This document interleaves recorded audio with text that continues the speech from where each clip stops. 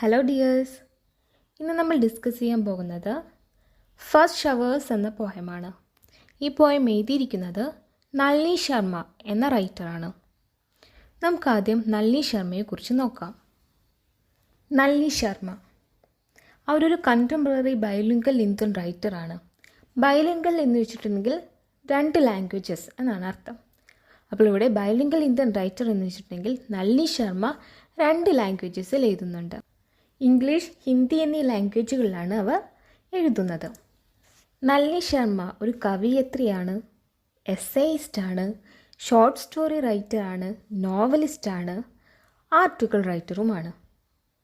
നളിനി ശർമ്മയുടെ ഇമ്പോർട്ടൻസ് വർക്കുകളാണ് orchid, rhythm, the unwed mother, the portrait etcetera. അതുകൂടാതെ നളിനി ശർമ്മയ്ക്ക് ധാരാളം അവാർഡുകൾ കിട്ടിയിട്ടുണ്ട്.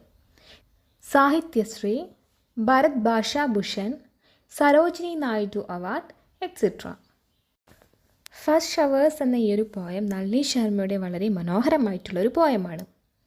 ഈ പോയത്തിൽ അവർ പറയുന്നത് മഴ നൽകുന്ന ആ ഒരു സന്തോഷത്തെക്കുറിച്ചാണ്, മഴ ഉണ്ടാക്കുന്ന ആ ഒരു ചേഞ്ചസിനെ കുറിച്ചാണ്. ഈ കവിതയിൽ നമുക്ക് കാണാൻ സാധിക്കുന്നത് ജോലി സ്ഥലത്ത് നിന്നും മടങ്ങി വരുന്ന ഒരു സ്ത്രീയെയാണ്. നമുക്കറിയാം, നമ്മളിപ്പോൾ ജീവിക്കുന്നത് മറ്റുള്ളവരുടെ വേവലാതികൾ പരിപാലിക്കാൻ വേണ്ടത്ര സമയമില്ലാത്ത ഒരു സ്വാർത്ഥമായ ലോകത്താണ്.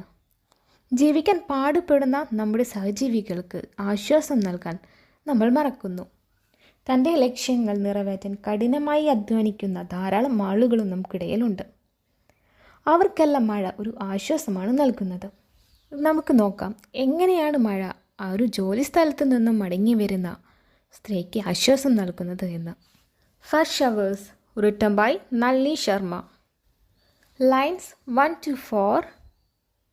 As I returned from my workplace, cold drops kissed my parched face. Soon the first showers caught me unawares and soaked me, soothing my fried nerves. ആദ്യത്തെ ഈ ഒരു 4 വരികളിൽ നമുക്ക് കാണാൻ സാധിക്കുന്നത് ജോലി സ്ഥലത്ത് നിന്നും മടങ്ങി വരുന്ന ഒരു സ്ത്രീയെയാണ്. ആ സ്ത്രീ ചിലപ്പോൾ ഒരു ഫാക്ടറിയിലെ ജോലിക്കാരിയാകാം. അപ്പോൾ ഈ വരികളിൽ പറയുന്നത് ആ ഒരു ദിവസത്തെ കഷ്ടപ്പാടിന് ശേഷം ജോലി കഴിഞ്ഞ് വീട്ടിലേക്ക് മടങ്ങി വരുന്ന ആ സ്ത്രീയുടെ മുഖത്തേക്ക്, ക്ഷീണിച്ച മുഖത്തേക്ക് തണുത്ത മഴത്തുള്ളികൾ വീഴുന്നു എന്നാണ് പറയുന്നത്.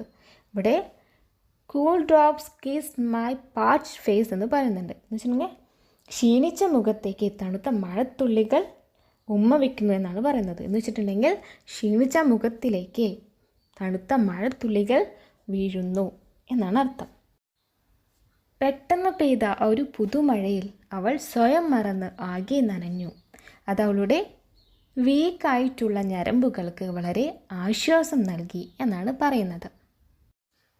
നമുക്കിനി നെക്സ്റ്റ് 4 ലൈൻസ് നോക്കാം. The very lines did it promptly erase of day-long heat and fatigue from my visage. Wet clothes clung to my body like an infant to its mother's bosom, unsteady my gait. ഈ വരികളിൽ പറയുന്നത് പകൽ സമയത്തെ ചൂടും ക്ഷീണവും തളർച്ചയുമെല്ലാം അവളുടെ മുഖത്ത് നിന്ന്, വിസേജ് എന്ന് പറഞ്ഞിട്ടുണ്ടെങ്കിൽ മുഖത്ത് നിന്ന് മഴത്തുള്ളികൾ തുടച്ചു നീക്കി എന്നാണ് പറയുന്നത്. മഴ അവളുടെ വസ്ത്രങ്ങൾ നനയ്ക്കുകയും ഒരു കുഞ്ഞ് അതിൻ്റെ അമ്മയുടെ മാറിൽ ചേർന്നിരിക്കുന്നത് പോലെയാണ് നനഞ്ഞ വസ്ത്രം അവളുടെ മാറിൽ ചേർന്നിരിക്കുന്നത് എന്നാണ് പറയുന്നത്. പിന്നീട് അവളുടെ നടത്തം ഉറച്ച ചുവടുകളോടെ അല്ലാതാകുന്നു. അവൾ മെല്ലെ മെല്ലെ നടക്കാൻ തുടങ്ങുന്നു എന്നാണ് ഈ ഒരു 4 വരികളിൽ പറയുന്നത്. ഇനി നമുക്ക് അടുത്ത 4 വരികൾ നോക്കാം. The dusty trees stood bathed in an instant, dressed in washed green, looked magnificent. The scented earth resplendent in damned glory, sucked in dust, giving respite to the travelers weary. ഈ 4 വരികളിൽ പറയുന്നത് മഴ വൃക്ഷങ്ങളിലെ അഴുക്കുകളെല്ലാം കളഞ്ഞ് വൃക്ഷങ്ങൾ പച്ചനിറം വീണ്ടെടുത്ത് അഴകോടെ നിൽക്കുന്നു എന്നാണ്. എന്നുവെച്ചാൽ ഉദ്ദേശിക്കുന്നത് മഴ വൃക്ഷങ്ങളിൽ പറ്റിപ്പിടിച്ചിരിക്കുന്ന അഴുക്കുകളെല്ലാം ഇളകിപ്പോകാൻ സഹായിക്കുന്നു. മഴ പെയ്യുമ്പോൾ അവയെല്ലാം ഇളകിപ്പോകുന്നു. ഇത് വൃക്ഷങ്ങൾക്ക് അവയുടെ പച്ച നിറം വീണ്ടെടുക്കാൻ സഹായിക്കുന്നു. അതുകൊണ്ടാണ് അവ പുതുമയോടെ, അവ വളരെ മനോഹരമായി നിൽക്കുന്നു, അഴകോടെ നിൽക്കുന്നു എന്ന് പറയുന്നത്.